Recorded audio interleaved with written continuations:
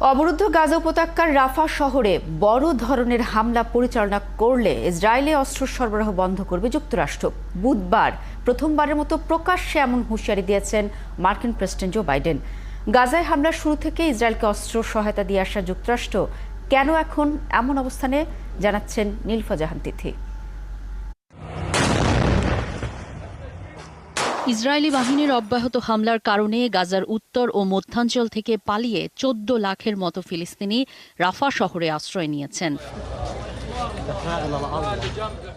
বেসামরিক নাগরিকদের সুরক্ষার কথা বিবেচনা করে সেখানে হামলার পরিকল্পনা বাতিলের জন্য ইসরায়েলকে বারবার চাপ দিয়ে আসছে বাইডেন প্রশাসন।